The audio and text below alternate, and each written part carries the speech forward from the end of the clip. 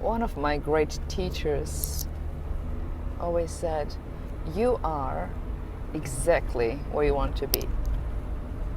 And the proof is you are where you are, because otherwise you would have done something different, you would have changed something, you would have had different results.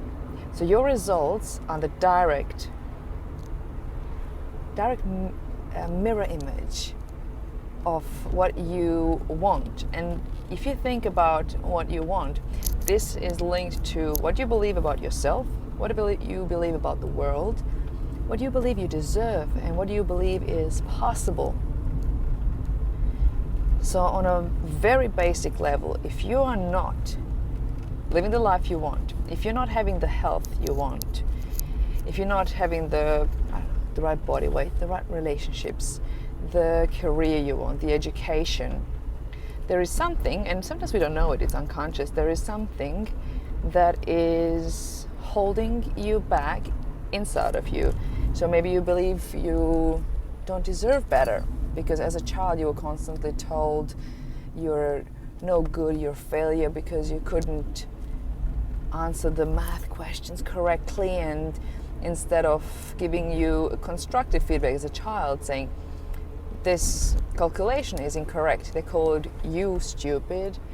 And then we identify with those words, because when we receive as young children the first 7 or more years of our lives, we're basically in the brainwave state of hypnosis, which means we take everything in like sponges.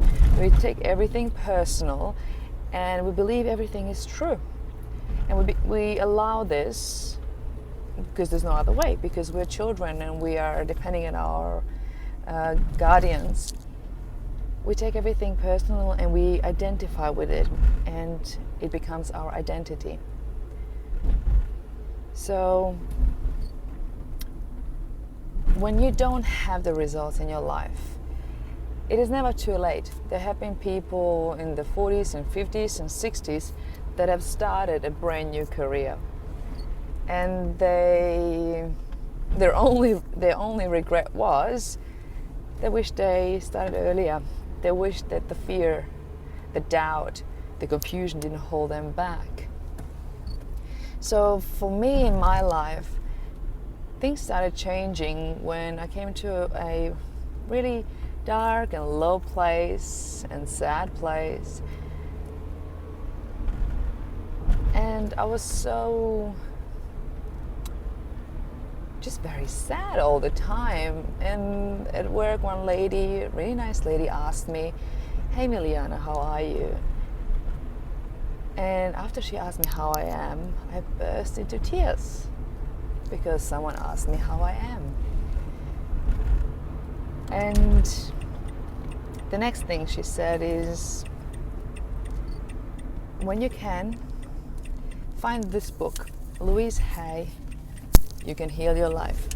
And of course I didn't do it straight away, because that's not what we do. We don't listen to other people's advice, even if they look happier and are more successful than us.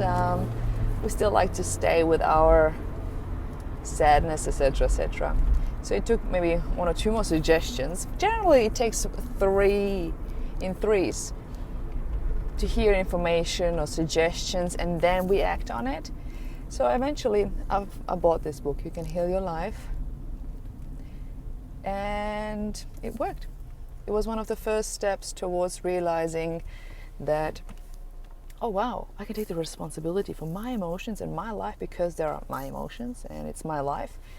And it is a beautiful start. You know, if you're already into mental self-development, awesome. If you haven't read the book You Can Heal Your Life by Louise Hay, highly recommend it. And if you have, keep reading. So this is the basics of this material, was taking the responsibility for you and for your life. Number 1, yes, it's scary because, oh my God, I'm taking responsibility of my life. But number 2, it gives incredible power, because you don't let anyone else dictate how your life is. And other people don't actually do it. We believe they do. We believe we have to behave a certain way. We believe we have to do, or we have to feel guilty if we do the things we like. So you realize, all right, taking responsibility and ownership of my life. Yes, it's scary, but oh boy, it feels so good and it gives me so much freedom. And then when you take your life back into your hands, it means you can do with it whatever you want. And that's where it starts.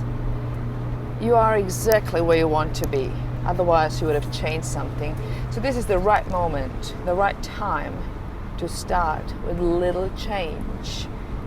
Change things you don't like about yourself, about your life, gentle steps. There will be mistakes. You might take a few steps backwards. There's no smooth riding, otherwise it will be boring. Imagine you have the perfect life already and everything is exactly the way you want it to be. It would be quite boring, wouldn't it? So take the ownership. Look at different areas of your life that you would like to improve and take massive action. Everything you read that is not followed by action is just information wasted. Knowledge without action is no knowledge. Or as the beautiful saying says, knowing and not doing is not knowing. So once you know, once you have the information, the next step is applying it. Same as a doctor would get his diploma, if he or she are not practicing and helping people, they can't really call themselves practicing doctor.